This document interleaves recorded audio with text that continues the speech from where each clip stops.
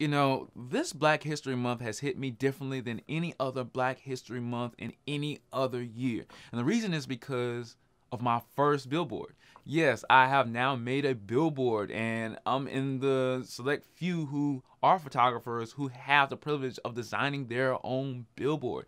Not only did I design and make my own billboard, but it was displayed during Black History Month this year, and today is the last day of Black History Month, but it was not only displayed during Black History Month, but it was on one of the most historic Black history streets, or fight for civil rights streets, if you will, in all of America. And this is South Elm Street in Greensboro, North Carolina. For those of you who do not know, Woolworth is the restaurant in which the Greensboro Four from A&T came to sit in to protest for civil rights, so they can have the same ability to eat in that restaurant, to enjoy that restaurant like all the other white folks that were living in Greensboro, North Carolina at the time. This was February 1st, 1960. That was 61 years ago. And to think that 61 years later, after that historic event, that my billboard would be leading you into the very street that they fought so hard for my civil rights. And I didn't even think about this holistically until I actually saw my billboard, saw how good it looked, because you never know. You're shooting with a 21 megapixel 5D Mark II, and you don't know how those pixels will translate into something as big as a billboard, because I had to upscale those pixels to make sure they fit the resolution of the billboard that the company was asking for. And it wasn't just me who did this. We had a white model, we had an Asian model, and then we have a Black company owner who is, the main idea of the actual billboard. But when I saw that and I started to take it all in when I went to go see the billboard, I started to think of what the Greensboro Four and all of the people at the University of North Carolina A&T did, and all the other people in Black history for years, Martin Luther King and all these other Black influential people. I started to think about all of these people and what they did to get me to the point where we could ever think that we are able to put our artwork on such a historic street. Now, this video is about being a Black photographer, a relatively young Black photographer, in a time in America where it looks as if things have changed, where it looks as if things are better than they were before. And I'm not going to sit here and say, no, we have not made a change, but I do think that we have a long way to go when it comes to civil rights. Now, going back to the Greensboro Four and everybody who were influential and did all the protests to make sure that we could strive for civil rights and get a better life than they had, when I stopped to think about them and what they went through, I started to think about how entrenched racism is in America, so much so that we might not even recognize it today. Now, when you're thinking about 61 years ago, you're thinking about all the things civilly that you kind of are pent down because of since you're Black. From the smallest things to the largest things, from walking to one place to drinking at the water fountain to going to the bathroom that's only dedicated for your race and all this other stuff that was terrible back then. And even though it was 1960 and it wasn't quote unquote slavery, going through all these things like Jim Crow and all these things that really were pinning Black people down, especially in the education world, it really got me thinking to what are some implicit things that we go through today as photographers or business people, or even just Black people in general, that we don't even think of, that is related to all those bad things that happen because of our race. Have you ever had something happen that was so racist that you didn't even get mad? You were just like, that was racist. I mean, it was so blatant, you were just like, wow. I don't want to make this a political video, and I don't want to step on anybody's toes. This is a very sensitive topic, and every year I go through whether making this video or not. But this year, since Black history just hit differently for me this year during this month, I figured I need to say something. Now, this was very much inspired by MKPHD, my guy on YouTube, tech YouTuber. I mean, yes, he's Black, but I don't want to harp on the fact that he's Black. He just inspired me to make this video. So being able to bear myself in my work You know, as competitive as I am, trying to be the best at something or just get better at something, that by itself was almost enough of a distraction to forget that I am usually the only black person in the room. Almost enough, but not completely. Historically, a lot of people always see the white versus black racism, but let me be first to tell you, if you haven't heard, racism can happen with, you know, Asian people and black people.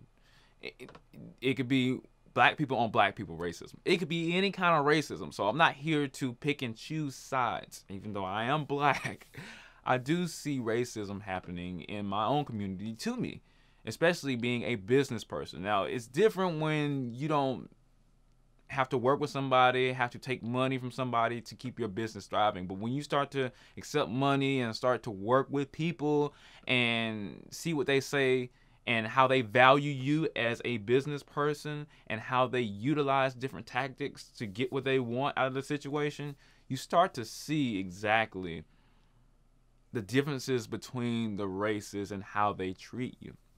Now, typically, I work with white and black people because that's what I'm around. These are the people that I'm around. Typically, minority, white and black people, maybe middle class white and black people. So that's my audience base typically because that's just who I'm around. Now, you have to think about it in this regard. There is a difference in the way they talk to you. There is a difference in the way they respond to you, being a black photographer. So you might say to yourself, oh, Devin, not everybody's racist, not everybody's trying to come for you. No, I'm not being overtly sensitive because I need people to support my business. So I'm going to have to keep fighting to get the next client, even if this one potentially racist client is not working with me. So I'm not here to bash everybody, and I'm not here to say, oh my goodness, everybody I work with is racist. No, that's not what this is. This is me trying to explain my experiences with the subtle implicit racism that I get because I know it's race-based. So this fight for civil rights has brought positives to the black community, and it's also brought negatives to the black community. So when I'm working with somebody and I get a client, this always happens, it never ceases to happen. Hey bro, what's up man, you black, I'm black, brother, give me a discount, this, that, and the other, you know, and then I have to go to the next client. It's because you are black, you got to give me a discount. And yes, civil rights have taught us to band together and support each other so we can get ahead, so we can be these great black influential people. But at the same time, if a black person raises their prices, don't say, oh, you my brother, you my sister, or I'm your sister, I'm your brother, and use that as an excuse to why you can't pay me or why you shouldn't feel a certain way about what I do or a call I make because of business.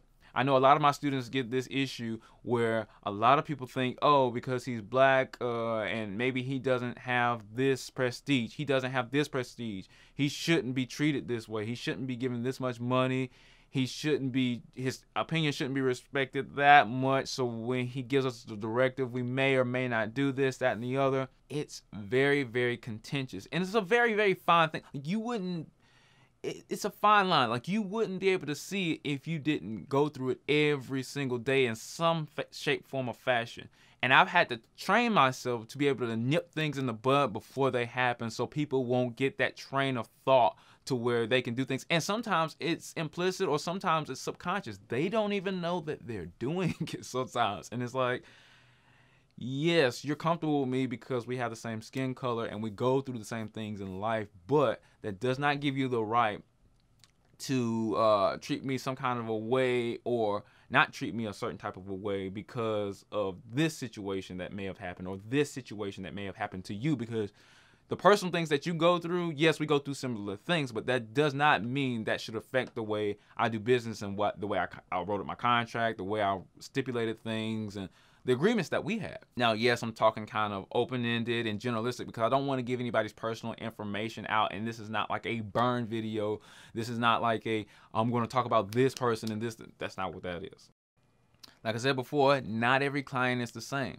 Some of these traits are seen in white people. Some of these things are seen in other races, but white people and black people are the people that I work with the most, and I have to put that disclaimer out there. So most of my examples are going to be white on black, but racism can happen in any kind of discrepancy in race. So like I said, my clients are typically white and black, but those negative traits don't just extend to black people. They also extend to white people on my side. So I'm not just saying, oh my goodness, all black people are bad. No, that's not what I'm saying. What I am saying is that I experience it on both sides. Because of my race, I get negative experiences all the time. Now let's go to negative experiences on the white side. I do a lot of school photography. As a matter of fact, it's pretty much full time. I can come home with at least an average of 400 pictures a day, and that's full time. So imagine how many pictures I take. Imagine how many different schools, churches, academies that I go to, in which almost nobody at the school has this skin color or anywhere close to the skin color. As a matter of fact, I go to a lot of historically white institutions, academies, and churches. So when I show up in the morning at 6 o'clock and it's dark, or 5 o'clock and it's dark, and to a school to get ready for the school day, to photograph the entire school day, I will get some eyes with this. I'll come in with a big coat because it's cold outside, of course. And especially during the pandemic, I'll come in with a mask and a big coat. Yes, I have my company attire on, but it's cold outside. There was one time where I was photographing at an academy, or it was like a Christian academy at a church. And it was a historically white church, all white church. Like I'm talking about, everybody's wearing like uniforms, like it's extremely preppy. And I had been photographing there since about 7 o'clock, 7:30. I go there, I have photographed the underclass, everybody under seniors, and I have photographed the seniors. So the company gives me combs to comb the kids' hair. I have 1,000 combs in a box. I leave the box in the nursery. But I didn't know when I was packing up all my equipment, and there's a lot of equipment that can barely fit in my car, I left one box of combs in the nursery. Because once I put everything in my car, I forgot to prop the door closes. All right, once that door closes, I can't get back in, it's locked. Now, if anybody knows like the academies and the Christian schools, the office is in the middle of the school. It's not in the front. The front is the church, the back is the academy, that kind of thing, and you have to walk all the way to the back. Well, I didn't want to walk all the way to the back because I had already been working for about, 4, 5, 6 hours, including all the drive time and everything I had to do to get to the school and prepare and get all the work information and handle all the, the money and all this stuff. I did not want to go all the way to the office. All I had to do was get a box of combs. So I just politely knocked on the door. I still have my work t-shirt on. I have my credentials on, everything like that. I knock on the door. Now, mind you, I had been in there for, 4 or 5 hours already. And this lady comes to the door, and immediately she looks at me, and she runs the other way. Now, I'm not talking like, oh my goodness, it's, she was already running. No, she's in a church sanctuary, essentially. And she just starts running the other way. I walk to the next door, I knock on the door, and the next person, who was white, of course, the other person was white, runs away from the door. So I didn't take that long walk to the office in the middle of the campus. And then as I'm walking to the office in the middle of the campus, I noticed that the office attendant is talking on the phone, and this is exactly what she says. "No, ma'am, you don't have to do that. That's our photographer. He's here right now." So I can already infer that those two ladies, or one lady, it might have been a different lady or the same lady, but they were about ready to call the cops. Call the cops on a black guy at an all-white Christian school. Any thing could have happened from that point. The next incident, like I said, all of these things are implicit, and they're implicit, or how would I say, they are subconscious, and I don't know if people really know that they're doing it. But this example right here is a little bit different. Now, I'm at an all-white school once again. I'm traveling, it's very rural. It's not in the city, it's in outskirts of the state, and or the outer cities of the state. And I am just taking sports photography, taking sports pictures, individuals, and then I take the group picture. Now, I've done all of the sports, all majority white school, like I said. All of the sports teams prior to the last one was great. Nobody treated me racist. Nobody treated me bad. But now this is more of a fleeting thing, but I think it's definitely racist. Now correct me if you think I'm wrong, and I'd like to see what you guys say in the comments, but I am sitting over here.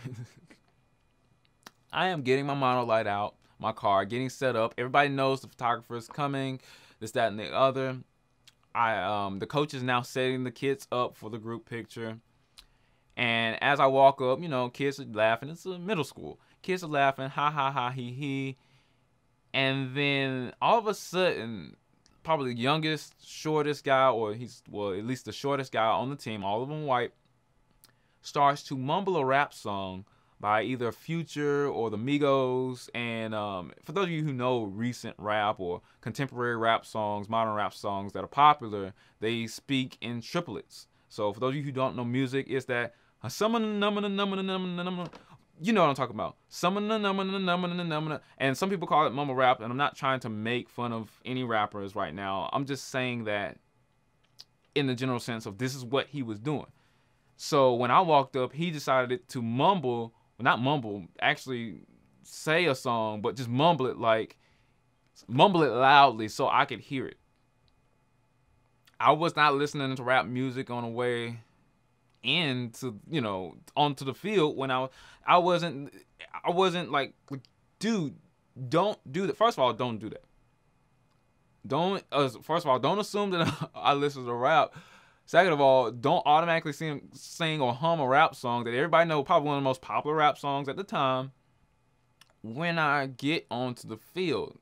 And then, I mean, you might say, Devin, that's not really racist. He can hum and mumble a rap song. Yeah, he can do that. But don't do that looking at me, laughing, and then all of your teammates are looking at me like, with big eyes like, dude, that's essentially borderline racist. Don't start mumbling a rap song. You know, because think about it, it's already known as mumble rap, so you can tell that a lot of people, it's very polarizing, this type of rap. So you can already see how a lot of people might think that people who do mumble rap are ill-educated and don't know real rap and aren't doing things that promote or are being positive towards black people. And I'm not saying that I think this way. I'm not saying that you should think this way. I'm just saying that this is the kind of general gist, especially when Snoop Dogg talks about it. He said, mumble rap, you shouldn't respect it. A lot of people think this because they're just mumbling on the track and it's fun to listen to, but it has no substance. So when you start mumbling that to a black person that you've never met, just when he starts walking up on the field and your whole team looks back at me like, oh crap, why would you do that? Because they were laughing at first, but then when he started doing that, everybody shut up and looked at me with big eyes as if we know he's trying to be racist. And when your team looks at me like, we know he's trying to be racist, we know he's playing too much, we know that most people think that mumble rap is unintelligible and that it shouldn't be respected, and I'm just gonna mumble this when you show up so we don't respect you. As a matter of fact, the coach had already been telling them to shut up and get in line at the time because they weren't listening to him at the time. So it was double disrespectful because you're not respecting the fact that I'm getting set up for your picture and you're not even trying to get in line, but you feel the need to mumble a rap song that a lot of people don't respect or don't respect on the merits of being a good rap song. And I'm not saying that I do, and I'm not saying that you should. I'm just saying this was the whole situation. And I was definitely upset. Now, granted, everybody else, even him when he took his picture, was very respectful, you know, but sometimes people take things too far. And I think that situation was one of them. And the last thing I want to talk about today, guys, is the influential black photographers. Now, you don't really hear about them a lot in the mainstream. You usually hear your Ansel Adams, usually hear your Annie Leibovitz, and all these other guys. And I talk about them as well because that's what I usually hear about. But I'm going to do a solid and tell you guys, I'm going to research more and more black photographers. And one of the ones that I really like, a picture that my friend definitely did a great job in showing me this picture that a black photographer took. His name was Hugh Bell, and I love the picture. And I really want to research more black photographers so I can, you know, have black photographers on this channel, not just white photographers. There's a lot of black YouTubers that are photographers that I love.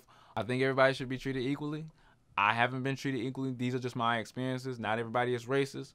I love white people, black people, anybody that wants to work with me. I don't mind it. But being a black photographer, I have experienced implicit or subconscious racism. And tell me, you guys, if you see these things. Tell me if white people do the same thing for white people or black people do the same thing for black people in your experiences. Let me know your experiences in the comments below, and I'll see you on the next video. Support my Patreon, my affiliate links if you're going to buy a camera, and stay tuned for the next video.